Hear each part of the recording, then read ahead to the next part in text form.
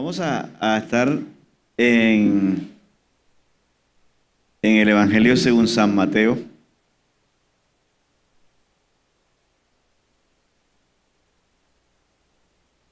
Evangelio según San Mateo. ¿Por qué se dice así? Porque hay un solo evangelio, pero hay 4 autores.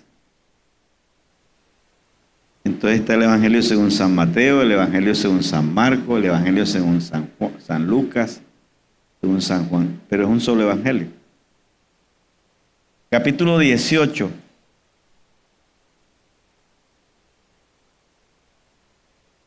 Vamos a leer solamente una sección porque ese es un discurso largo de Jesús acerca del perdón. Es el discurso más largo de Jesús del tema del perdón. Y ahora les voy a explicar por qué se ocupa tan largamente de esto, en explicarnos a nosotros acerca del perdón. El versículo 15, capítulo 18, dice: por tanto, si tu hermano peca contra ti, ve y repréndele, estando tú y él solos. Si te oyere, has ganado a tu hermano. Mas si no te oyere, o sea que puede fracasar el intento, ¿no? Toma aún contigo a 1 o 2, para que en boca de 2 o 3 testigos conste toda palabra. Si no los oyere, o sea que puede fracasar también, dilo a la iglesia. Y si no oyere a la iglesia, tenle por gentil y cincelejano. No, publicano, ¿cierto? Publicano. De cierto os digo que todo lo que atéis en la tierra será atado en los cielos, y todo lo que desatéis en la tierra será desatado en el cielo. Otra vez os digo que si 2 de vosotros se pusieren de acuerdo en la tierra acerca de cualquier cosa que pidieren, les será hecho por mi Padre que está en los cielos. Porque donde están 2 o 3 congregados en mi nombre, allí estoy yo en medio de ellos. Entonces se le acercó Pedro y le dijo: Señor, ¿cuántas veces perdonaré a mi hermano que peque contra mí? ¿Hasta 7? Jesús le dijo: no te digo hasta 7, sino hasta 70 veces 7. Ok. Yo como pastor he aprendido que una de las cosas importantes en la iglesia son las relaciones entre los hermanos. Incluso, si usted revisa los 10 mandamientos, están divididos en 2 grupos. Y usted lo puede hacer en la casa cuando quiera. Los primeros 5 mandamientos se refieren a Dios, para yo manejar mi relación con Dios. Los últimos 5 mandamientos están referidos al prójimo, para yo manejar mi relación con el prójimo. Jesús resumió eso diciendo, todos los mandamientos se resumen en esto. Toda la ley dice: amarás al Señor tu Dios con todo tu corazón y con toda tu alma, y a tu prójimo como a ti mismo. O sea que los 10 mandamientos se dieron para cuidar 2 relaciones apenas: mi relación con Dios y mi relación con ustedes. De paso les digo aquí, en el Antiguo Testamento se enseñó a Israel a amar a Dios. En el Nuevo Testamento no se le enseña a la iglesia a amar a Dios, por ningún lado, en el Nuevo Testamento. Usted se puede ir para la casa y lo busca. En el Nuevo Testamento no hay una sola enseñanza de amar a Dios. Todo está relacionado al prójimo. En el Nuevo Testamento se enseña a amar al prójimo. A la iglesia se le enseña a amar al prójimo. Ahora usted dice, ay, ¿dónde quedó con Dios? Lo que pasa es que la iglesia es una extensión de Israel. Ya se nos enseñó a amar a Dios en el Antiguo Testamento. Por hecho, amamos a Dios. Pero el énfasis del Nuevo Testamento es amar al prójimo. Y usted va a encontrar en el Nuevo Testamento 373 referencias al prójimo. Ayudados los unos a los otros, amados los unos a los otros, perdonados los unos a los otros. Todo está referido al prójimo. Al prójimo. ¿Oyeron? Nuevo Testamento. Y el mismo Jesús dijo esto: un nuevo mandamiento os doy, que os améis unos a otros como yo que os he amado.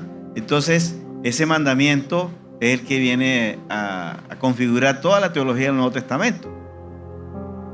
Entonces, dígale que está a su lado: tú no tienes tanto problema con Dios, sino conmigo. ¿Cierto? O sea, el asunto es conmigo. Que amar a Dios es más sencillo que amar al prójimo. Miren esto. Tenemos que tener en cuenta lo siguiente. Yo quiero que revisemos un texto para ir armando el cuadro. Antes de las 3 yo creo que termine. No, mentira. En Lucas 17, yo quiero que lo veamos. Lucas 17, versículo 1. Jesús dice algo que hay que tenerlo muy en cuenta, ¿no? Porque aquí en la iglesia somos un grupo de personas que venimos de diferentes partes, diferentes lugares y familias. Dijo Jesús a sus discípulos: es imposible, o imposible es, que no vengan, ¿qué? Los tropiezos. O sea, es imposible que aquí no se ofenda. Eso es imposible. Podemos ser muy hermanos. Y otra cosita, es imposible que en la casa no hayan peleas y también discusiones y encontronazos en la casa. ¿Estamos de acuerdo? Si usted le pregunta a mi esposa cuántas veces he peleado con ella, todas las que usted quiera. Tú también has peleado con Carmen, ¿verdad? Mire lo que le voy a decir. En la oración del Padre Nuestro, el perdón está al lado del pan diario. ¿Cierto? No vaya a creer que eso es gratis. Eso tiene una intención. Y lo que Jesús está diciendo es que perdonar es tan necesario como el pan. Como el pan diario. Porque es una necesidad diaria. Porque se ofende a diario. Por eso el tema del perdón en la Biblia es reiterativo, porque el ofender es reiterativo. Y a diario estamos ofendiendo. Entonces Jesús dice, eso es imposible que no se presenten los encontronazos, las ofensas, la discordia y a veces bastante grave. Entonces, volvamos otra vez a Mateo 18. Jesús va entonces a proponernos lo siguiente. Yo quiero que veamos esta palabrita en versículo 15. Dice, por tanto, no por tonto, no, por tanto. Esa palabrita es importante. En el griego, estos son los conectivos entre una oración y la otra. Y esta palabra define causa-efecto en el griego. Por esta causa se dan estos efectos. Vamos a ver qué quiere decir ese por tanto ahí y qué tiene que ver con el perdón. Un por tanto, oiga eso, es una expresión que une lo que ya se dijo con lo que se va a decir. O sea que hay que prestarle atención al por tanto, por lo que se va a decir ahora. Eso es importante. En lo que Jesús dijo anteriormente está la razón del porqué del perdón doméstico. Estoy hablando del perdón doméstico, ¿oyeron? Porque hay varias clases de perdón en la Biblia. Jesús aquí aborda el tema del perdón doméstico, de las heridas hechas en casa y el perdón en casa, que es lo más difícil. Porque las heridas que más duelen son de las personas que son más cercanas. Esas son las que más duelen. Por eso es más difícil perdonar. Porque recibimos algo de quien no lo esperábamos.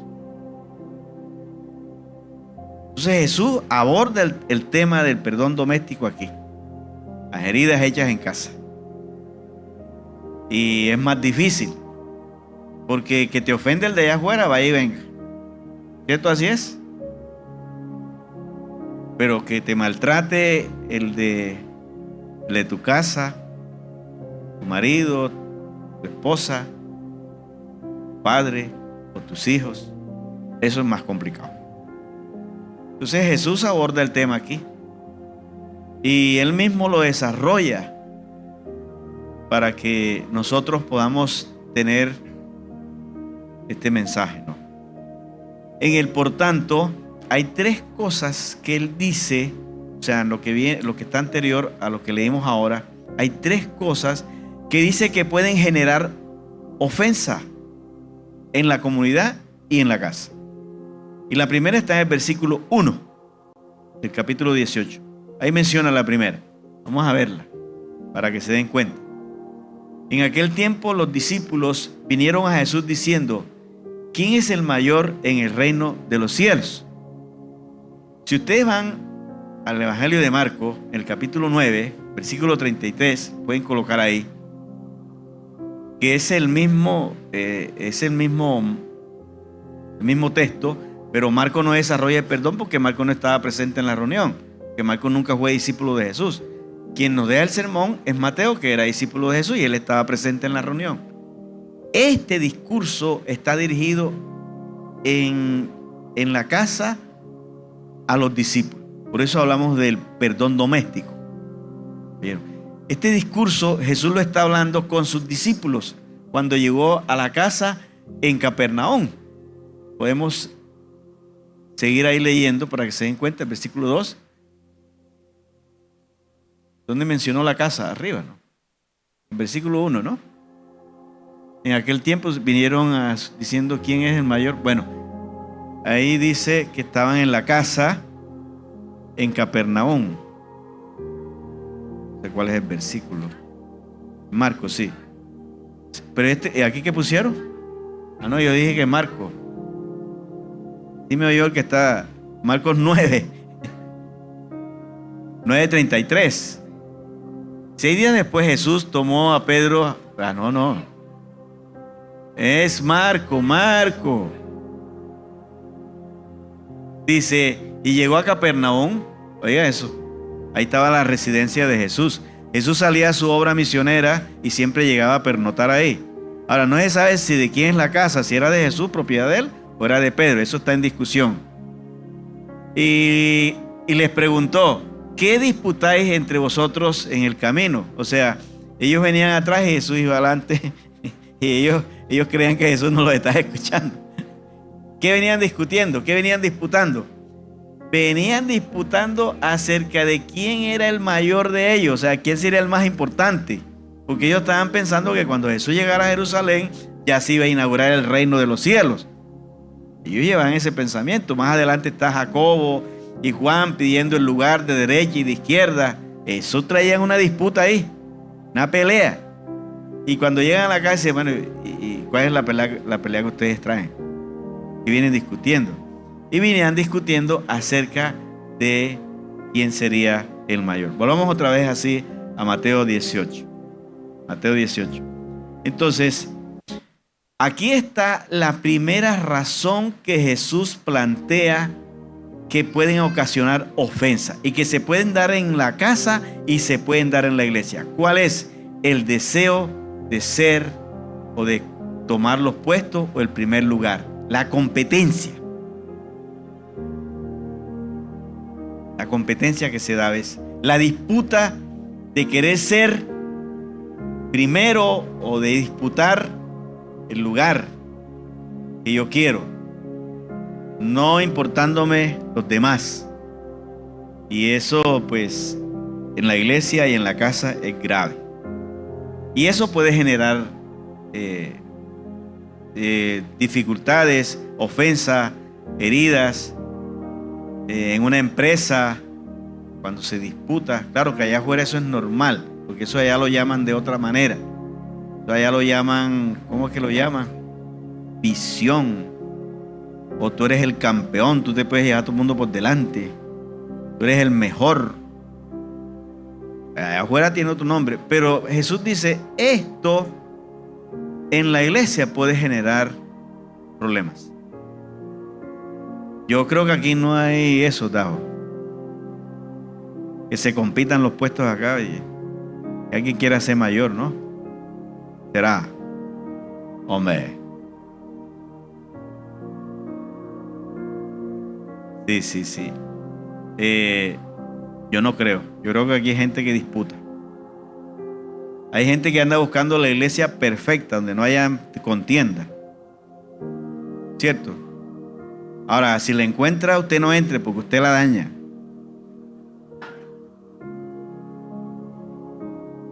Jesús dijo que es imposible que no se ofenda aquí.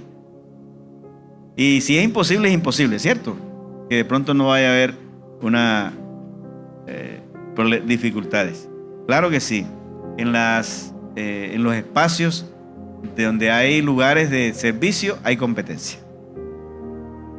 Segunda causa de ofensa en la iglesia. Está en el versículo 6. De allí mismo. Ahí lo pueden colocar. Cualquiera que haga tropezar a alguno de estos pequeños. Aquí pequeños se refiere a los hijos y también se refiere a los creyentes nuevos. ¿Vieron? Y Jesús dice, hay que tener cuidado para no poner tropiezo. Porque los tropiezos pueden causar que las personas se resientan. Inclusive, algunos abandonen la fe. En la encuesta que se hizo, la hicieron en Estados Unidos, ¿por qué los hijos de los pastores renegaban de la fe? El 70% respondió diciendo, porque no encontraban coherencia entre lo que sus padres predicaban y lo que vivían. O sea que había una dicotomía entre lo que se enseña y lo que se vive en la casa. Porque los pastores a veces en el púlpito deslumbramos, pero en la casa decepcionamos. Y eso hay que tener mucho cuidado. Los creyentes también. Y hay que tener cuidado en la casa de no poner tropiezo a los pequeños. Y en la iglesia. Porque esto causa dificultades. Y Jesús dijo, mire, si ustedes van a hacer de tropiezo a otro, es mejor que se cuelguen una piedra de moler. Bueno, ustedes no conocieron eso, las piedras de moler. Ni yo tampoco, pues eso era común allá entre ellos. Me parece que era una piedra grande. Y dice, cuélguensela en el cuello y tírese al mar mejor. O sea que poner tropiezo, ahí la palabra en griego tropiezo es escandalizo. Y de allá viene nuestra palabra escandalizar. Cuando uno se escandaliza con el comportamiento de alguien. Y entonces dice Jesús, esto también puede causar dificultades, heridas en las personas. Y mucho cuidado nosotros con nuestros hijos. Porque la gente se desanima al vernos a nosotros. Las esposas, a veces que tienen esposos que no son creyentes. El apóstol Pedro dijo, mire, las esposas que tienen esposos inconversos, dice, gánenlos sin palabra, con vuestra conducta casta y honesta. Es con el comportamiento, no dándole sermones. Es con la vida que uno lleva, ¿cierto? Entonces, para no escandalizar. Y la tercera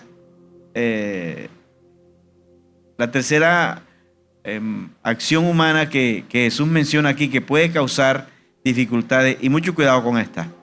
Versículo 10. Versículo 10. Mirad que no menospreciéis. No menospreciéis. Wow. Mucho cuidado, que a nosotros nos gusta ningunear y bembonear a otro. Mucho cuidado. Menospreciar a las personas, quizás por su condición social, económica, no sé, por su color, por ser indio como yo. Yo soy indio pero fino, ¿oyeron?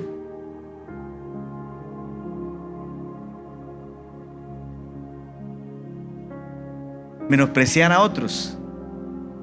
El menosprecio a otros puede causar ofensa, dolor a las personas. Menospreciar a tu marido, a tu esposo. Menospreciar a un familiar.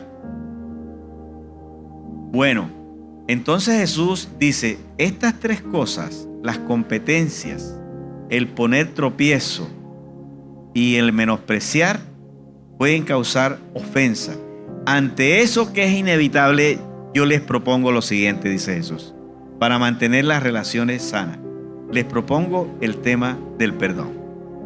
Entonces arranca con el versículo 15.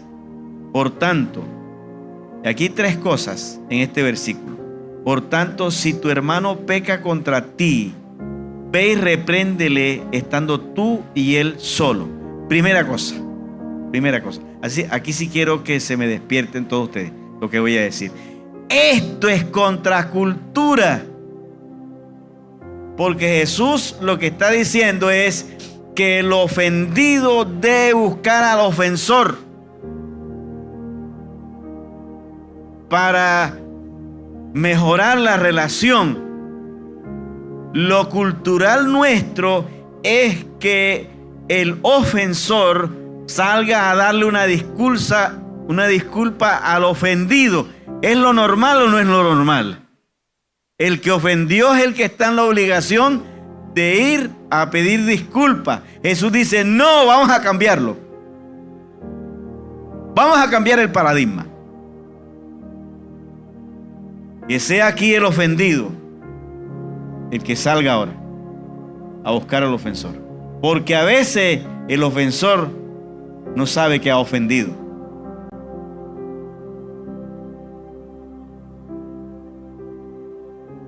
Voy a decir algo aquí.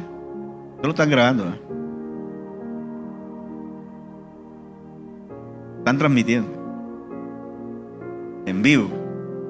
Pero lo voy a decir. Miren, ustedes saben que Pedro macheteó a un señor ahí después de la Santa Cena. ¿Sí o no? O macheteó allá en Huertos del Getsemaní, allá estaba en el aposento alto en la Santa Cena. Imagínense, allá macheteó otro después de la Santa Cena. Grave. Y después lo negó. Yo a ese tipo no lo conozco. ¿Qué harías tú con un anciano, Pastor Gustavo? Que machetea a otro por ahí y después diga, yo no soy cristiano. ¿Cierto? Wow. Jesús, la última vez que vio a Pedro fue en el patio del sumo sacerdote negándolo. Y ahí murió Jesús y se fue a la tumba. A los 3 días resucita. ¿Y a quién es el primero que busca? A Pedro. Pero miren acá, las esposas y los esposos están aquí. Yo no sé si ustedes lo van a hacer también. ¿Con qué recibió el Señor a Pedro el ofensor? Con un desayuno. Con un desayuno.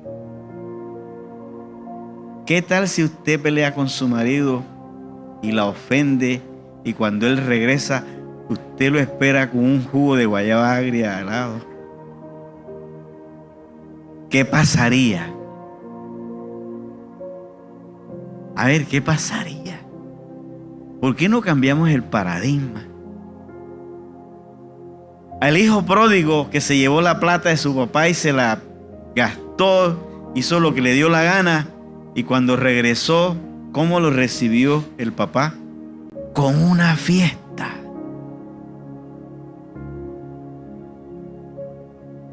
Esto nos cae duro a nosotros, por eso le dije, pues, porque alguno me va a decir, pero ¿y este tipo que está diciendo? Cambiaríamos el paradigma. Cambiaríamos el paradigma. Entonces, el Señor está diciendo aquí que el ofendido salga a buscar al ofensor para reconciliarse con él. Ahora, otro asuntico aquí. Dice, estate tú y él solos. El primer intento que puede fracasar de reconciliación en la búsqueda del perdón es estar a solas con la persona. Y eso es prudencia, de no enterar a otros de lo que está sucediendo. Primero se hace el intento, se hace el esfuerzo. Por eso le digo aquí a los esposos, no salgan a hablar con otros sus dificultades internas inmediatamente. Eso se hace cuando ya se vuelve incontrolable la cosa y uno busca personas que nos ayuden. Pero no salga enseguida a indisponer a su marido o a su esposa con otros. Trate de arreglarlo usted primero, porque después arreglan el problema ustedes y queda el chisme en la calle. ¿Sí o no? Por eso yo les digo, en pelea de marido y mujer no se meta. Porque usted va y escucha y oye, entonces se reconcilian ellos y usted queda mal. Eso pasa. Entonces, primero Jesús dice, a solas, a solas. Traten de agotar todo lo posible a solas con la persona. No lo saquen todavía. Ya se va a sacar es cuando se volvió inmanejable. Hombre, sí, necesitamos aquí una persona que nos sirva de garante, de mediador, para que nos ayude. Entonces, primero a solas, eso es prudente. Y tercero, lo que dice Jesús aquí es que el fin de esto es ganar el hermano. Ganarlo. ¿Vieron? Ganar el hermano y se resuelva el asunto. Jesús mismo sabe que este proceso puede fracasar. Y Él propone lo siguiente. Él propone que haya un debido proceso. Porque es que el perdón doméstico es más difícil de dar que los demás perdón. Porque es entre personas cercanas. Él lo dice en versículo 15. Es entre hermanos. Es personas cercanas. Y las heridas que más duelen son las cercanas. Son las que te hacen tus seres queridos, de quien no esperabas. Eso es lo que más te resiente y te duele. Por eso es más difícil de dar. Por eso es más difícil. Entonces, ese perdón, los intentos pueden fracasar. Si uno entra en un proceso de pedir perdón con el otro, puede que el otro no esté dispuesto. Entonces Jesús dice, bueno, una primera instancia es que trates de a solas a ver si la persona accede. Ahora, si no te oyere, entonces llama a 2 o 3 personas para que en toda conste toda palabra. Esto quiere decir que se busquen unos mediadores, unos garantes. Ahora, un mediador que sea confiable para ambas partes, porque no vas a traer a tu mamá, ¿sí o no? Debe estar al lado del hijo, Jesús. O debe ser muy buena suegra que se ponga al lado tuyo. No, son personas que puedan garantizar y ambas partes, las partes en contienda, le tengan confianza a ambas y respeten a esas personas. Y yo sé que aquí en la iglesia las hay, ¿oyeron? Y es importante esto porque hay conflictos inmanejables. Entonces debe ser la persona. Y aquí viene la otra parte. Fíjese que puede fracasar esa parte. Entonces él dice, dilo a la iglesia. Dilo a la iglesia. Pero se le dice a la iglesia no para que chismosee. Se le dice a la iglesia para que ore y también trate de ayudar y aconsejar a las personas en conflicto. Yo tuve una experiencia precisamente hace 2 semanas atrás. Ahí hay una familia con 3 niños. Él es profesor en el Inder de allá. Y en estos días terminó su doctorado para hacer su escalafón y todo eso. Yo no me había enterado que él tenía dificultades con la esposa. Él es diácono de la iglesia.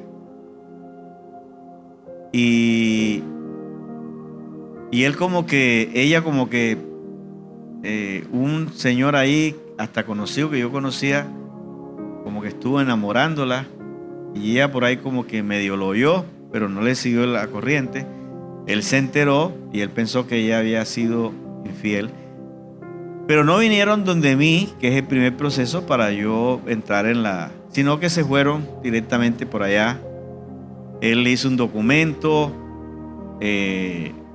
legal donde él le dijo que firmara allí. Ahí decía que él se quedaba con la casa, que él le daba un dinero a ella y él se quedaba con los niños. La señora, una joven todavía, ella al ver todo eso se asustó.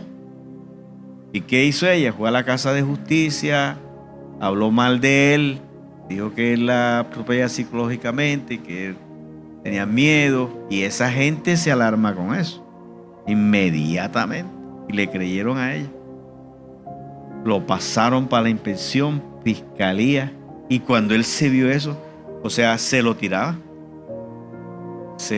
sus trabajos y todo. Y entonces cuando él viene, me dice, mire pastor, está pasando esto y esto. Y yo, ¿cómo va a ser eso? Y inmediatamente la llamé a ella, le dije que viniera con mi esposa, le dijimos, hombre, si esto sigue a tu marido, le van a quitar todo, esto con fiscalía y esto lo reportan y fuera. Y quien es el sostén de los pelados, de los niños, es él. Y ella se puso a llorar y se asustó. Me dijo, pastor, yo estoy dispuesta a ir a la casa de justicia y tirar todo eso para atrás. Y entonces ella fue y allá no le creyeron ahora y le dejaron la demanda. No les retiraron. ¿Vieron? Entonces, ¿qué tuvimos que hacer? Entrar a la iglesia, nosotros.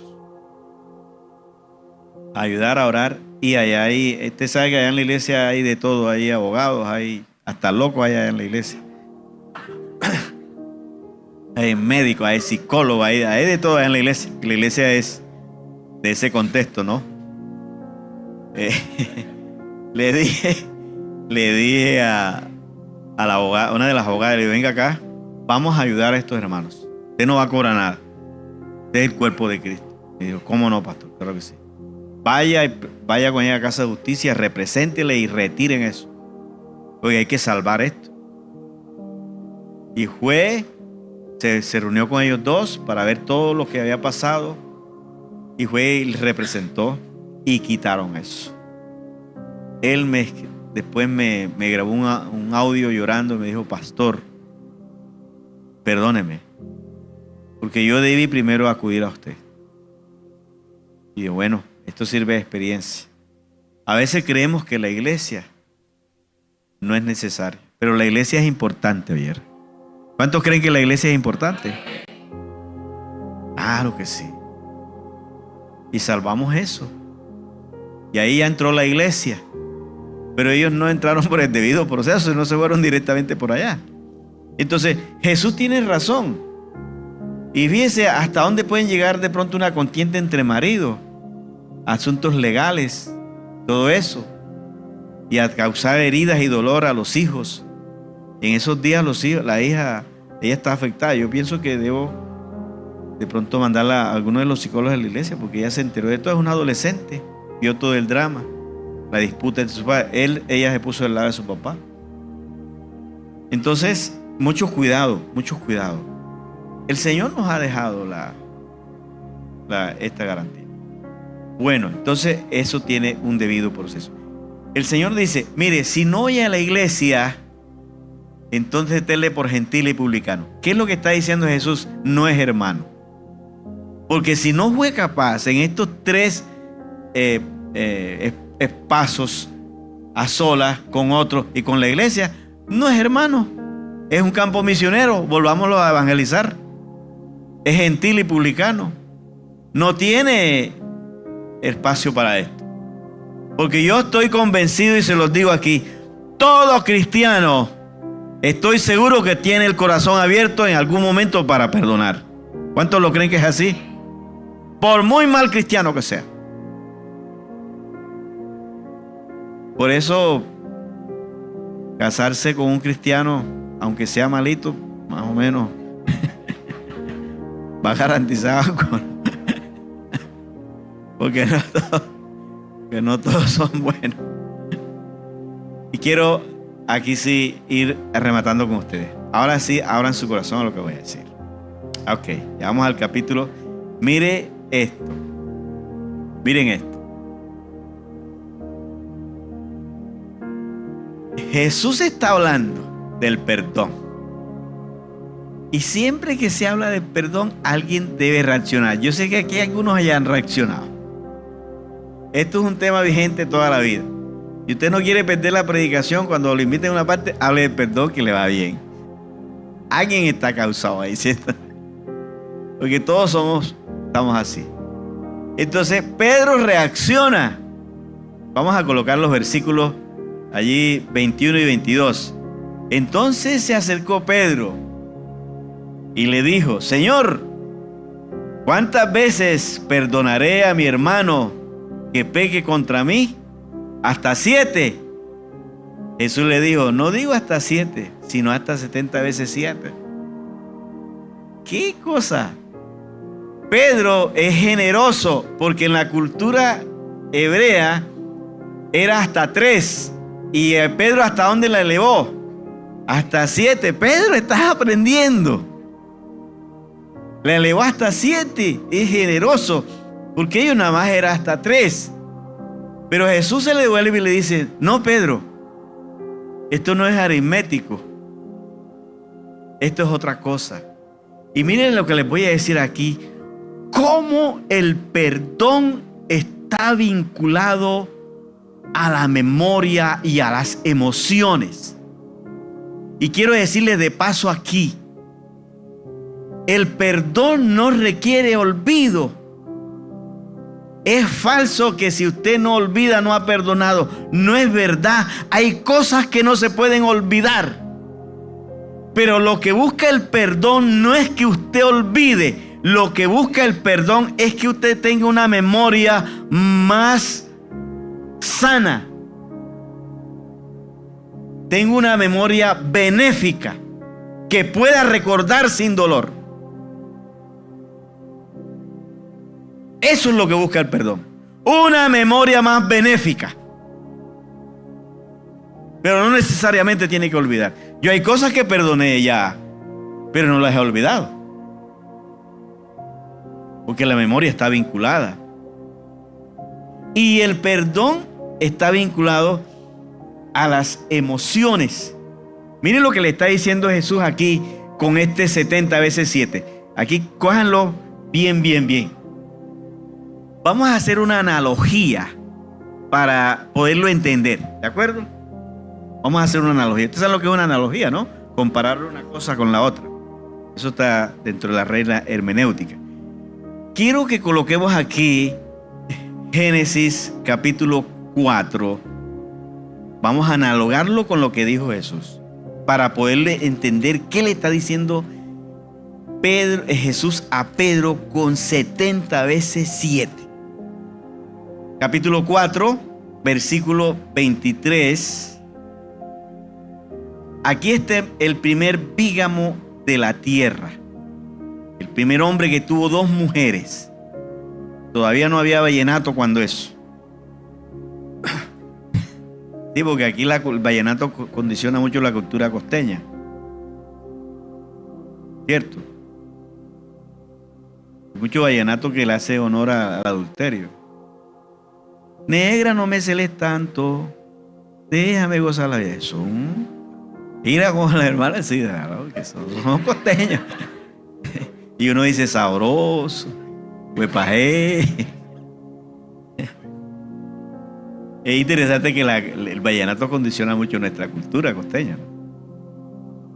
Y antes aquí se veía que el marido tenía la esposa y las quería. Y las quería, tenían que llamar a la señora señora. Y el ganadero, por ahí todo eso. Bueno, gracias a Dios, eso se ha ido superando. que la iglesia... Mire, este señor, Lamec, dice, y dijo Lamec a sus mujeres, Ada y Sila, oí mi voz, mujeres de Lamec, escuchad mi dicho, que un varón mataré por mi herida y un joven por mi golpe. Wow, wow, wow. Oigan eso. Aquí fue donde la ley del talión vino a organizar la desproporción. Porque la ley del talión después se legisló que era ojo por ojo, diente por diente. Aquí este tipo había matado dos. Uno porque lo hirió y otro porque lo golpeó. Interesante, ¿no? Si hubiese existido la ley del talión allí, no hubiera pasado eso. Entonces la ley del talión vino a o sea, la ley del talión fue buena en su momento, pero la ley del Señor Jesucristo lo superó, porque Él vino a decir, al que te hieren una mejilla, colócale la otra. A tu enemigo, bendícelo, ora por él. Es una ley superior a la del talión. Entonces, aquí está el Señor diciendo que había matado dos personas. Y mire lo que dice ahora. Si 7 veces será vengado Caín, Lamec en verdad 70 veces 7 lo será. Ahí está. Ahora, vamos a entender esto, a la luz de esto. Cuando ellos hablan de 70 veces 7, ¿a qué se están refiriendo? ¿A qué se están refiriendo ellos, los hebreos? Que no es nuestra cultura. Ellos están refiriendo a la fuerza de las emociones. A la fuerza de las emociones. Aquí tenemos en este texto la fuerza de las emociones de la rabia y el odio. La rabia y el odio. Allá en Mateo 18 están las fuerzas de las emociones, es en el perdón y el amor. Lo que Jesús está diciendo, Pedro, óyeme bien, que con la misma fuerza con que quieres matar al otro, con esa misma fuerza, mejor ámalo y perdónalo. Las emociones son las mismas para odiar o para amar. Por eso alguien dijo que del odio al amor hay un paso. Y eso es lo que le dijo Jesús. Con esa misma fuerza que tienes para aborrecerlo, cámbiala. Ámalo. ¿Ustedes alguna vez han sentido ganas de matar a alguien? No vengan a decir ustedes son más santos que yo. ¿Cierto? La fuerza. ¿Cierto, mujeres? Ella dice, sí, Señor, yo hago. Ustedes le preguntan a mi esposo, ¿tú alguna vez has querido matar al pastor Marco? Varias veces.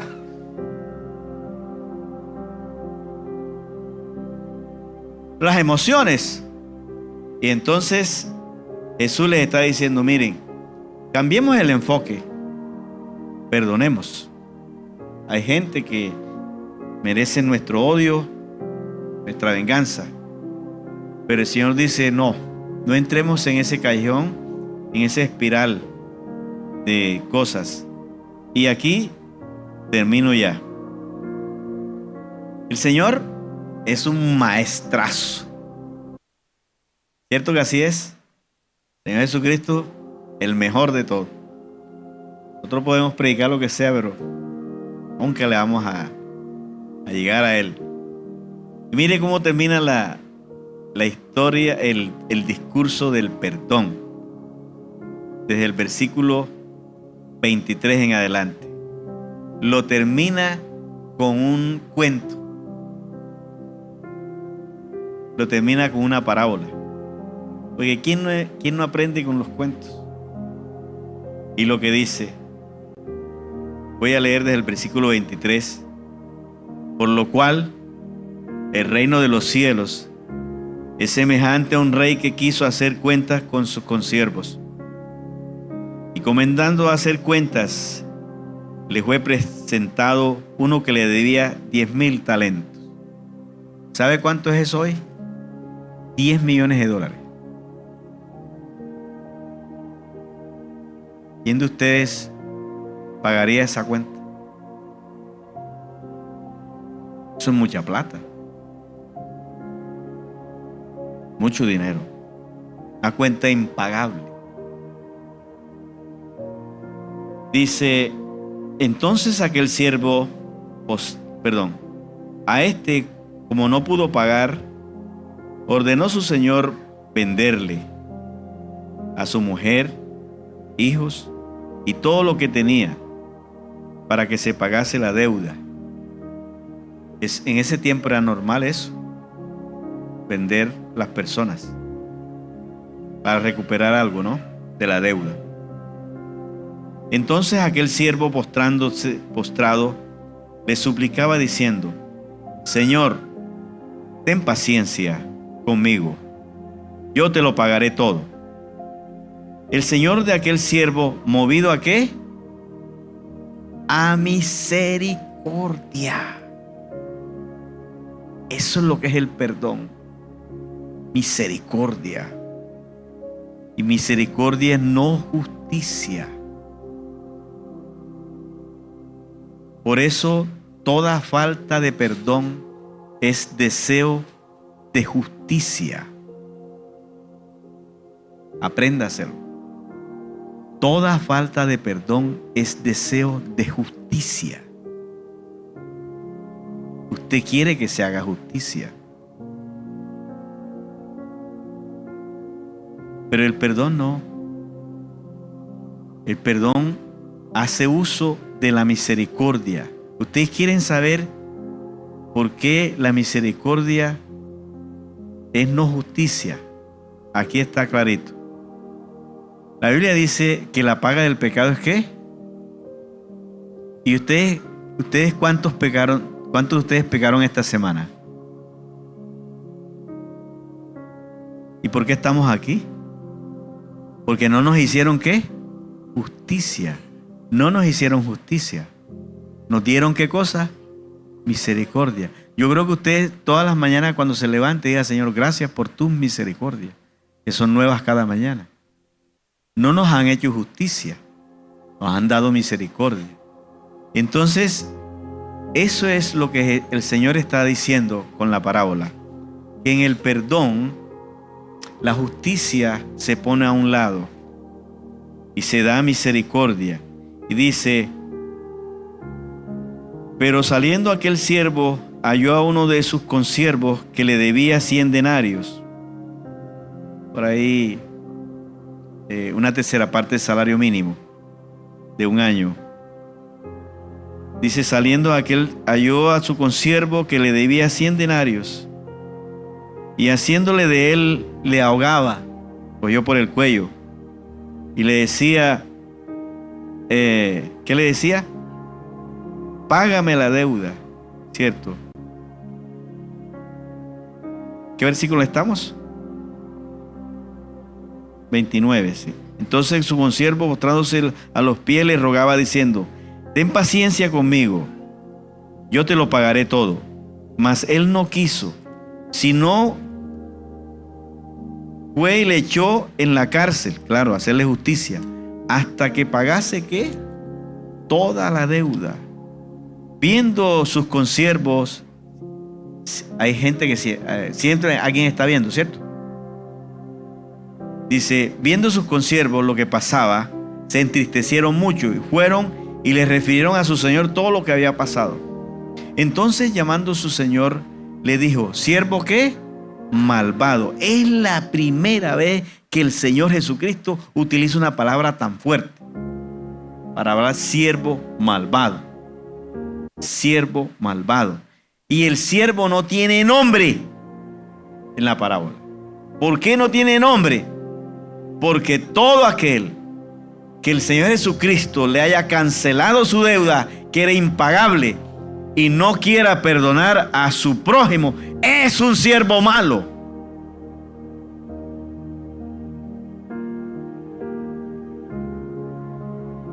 Todos aquellos de nosotros por el cual ya el Señor ha pagado nuestra deuda, que no queramos perdonar al otro, somos siervos malos. Y quiero ir concluyendo con esto.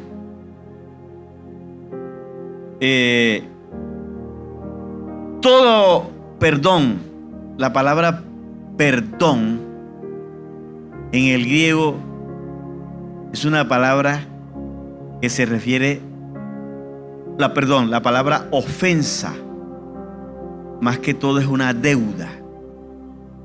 Y el perdón es renunciar a una deuda a la que se tiene derecho. Todo perdón requiere pérdida. Óigame bien, todo perdón requiere pérdida.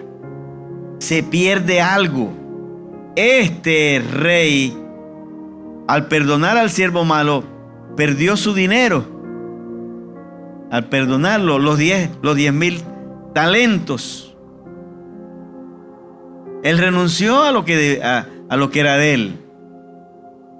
Y quiero decirle en esta mañana, todo perdón requiere pérdida. A veces hasta de nuestra vergüenza. Si usted quiere perdonar, tiene que entender eso, perder también. Entonces, quiero que concluyamos lo siguiente. El perdón tiene un debido proceso de acercamiento. En segundo lugar, es un asunto de las fuerzas, de las emociones. Nosotros tenemos toda la capacidad para perdonar, así como para odiar. En tercer lugar, el perdón requiere de misericordia, no de justicia. Aunque la justicia también se hizo para proteger al ser humano. Pero la máxima expresión de la justicia es la misericordia. Y el techo de la misericordia es el perdón. Que se da el perdón. Cuento esta historia. La escuché y pedí permiso para contarla. No sé si ustedes estarán de acuerdo con ella. Es un hecho real. Miren lo que les voy a contar. En una ciudad aquí en el país, que no les voy a decir dónde para que no chismoseen, hay una iglesia grande, como de 400 personas. Está un pastor con su esposa, sus 2 hijos. Pero la esposa del pastor se enamora de un hombre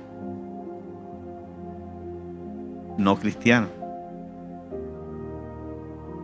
Y ella le dice que la va a dejar, que lo va a dejar, que él no le sirve como hombre. Lo humilla y se va. Le deja a los 2 hijos. Lo que le estoy contando es real. Y ella se va. Él se queda con sus 2 hijos. Y la iglesia, algunos miembros, poquitos se van.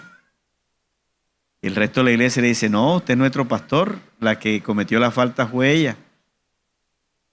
Y él se quedó pastoreando. Se quedó con sus 2 hijos.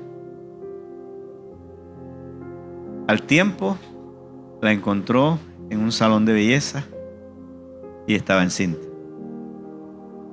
del otro hombre. Y él se acercó a ella y le dijo, vuelve conmigo, yo te perdono. Y ese hijo que tienes, yo le doy mi apellido.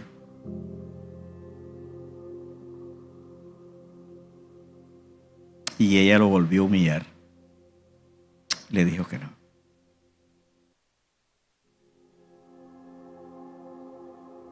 Al tiempo, como a los 2 años, una persona le vino a hablar a él y le dijo, la que fue tu mujer está abandonada en un hospital, se está muriendo. La dejaron ahí. Está en un estado lamentable, no hay dinero para... Y él fue hasta allá, la encontró. Estado difícil, muriéndose. Y él le dijo, espérame acá. Y se fue a la iglesia. Autorizó a los líderes que le dieran todas sus cesantías que había acumulado. Se las diera. Y él las pidió. Yo no puedo contar esta historia sin sacudirme. Y le dijo a la iglesia, deben un mes de vacaciones. Y se fue a cuidarla en el hospital. Y pagó todo y la cuidó. Ya cuando se recuperó y estaba bien, le dijo, vuelve conmigo. Yo te perdono. Y ella volvió. Volvió con ella. Y la llevó a su iglesia otra vez como su esposa. La mitad de la iglesia se fue. Podían soportar. Pero ese hombre encarna el amor de Cristo, el perdón.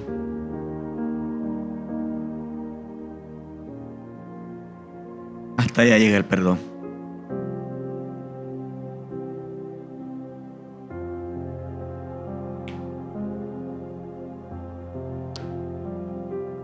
Hasta allá llega el perdón. Ese hombre encarna al Señor, que ama a su iglesia, que a diario lo vive ofendiendo. Y Él la perdona todos los días. ¿Cierto que así es? Todos los días somos infieles a Él. Y Él nos da su perdón. Es duro perdonar. Pero sí se puede hacer. Sí se puede hacer. Póngase de pie, por favor.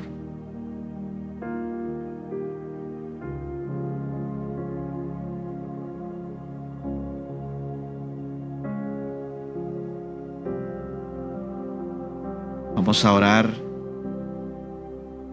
Quiero recordarle esto. Este es el capítulo 18. Ahí viene el capítulo 19. ¿Saben qué está en el capítulo 19? Está el tema del divorcio. Jesús está hablando con los fariseos. Sí, ¿por qué Moisés le dio carta de divorcio, les permitió carta de divorcio a los varones? ¿Sabe qué les dijo Jesús? Moisés les permitió, dice, así no fue al principio, sino que los dos serían una sola carne. Y dice, ¿y por qué Moisés permitió dar carta de divorcio? Y él dijo, por la dureza de vuestro corazón.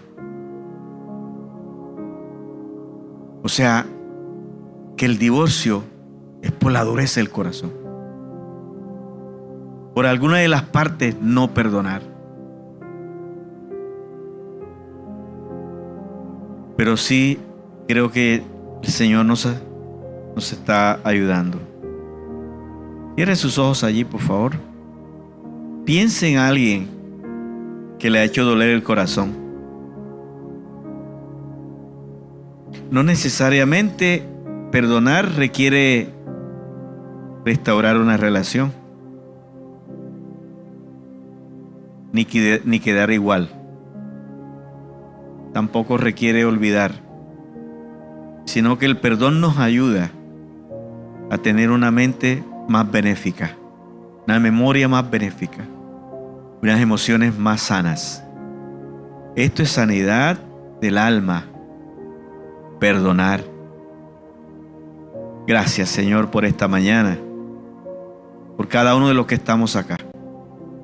Danos la fuerza para llevar este perdón a nuestro corazón.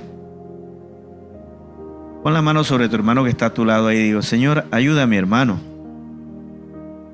Ayúdalo. Todos necesitamos tu fuerza para esto. Enséñanos cada día. Gracias, Señor, por esta mañana. Gracias por tu presencia, tu Espíritu Santo que está aquí en medio de nosotros. Gracias. Bendice a toda la iglesia, a toda la congregación, Señor.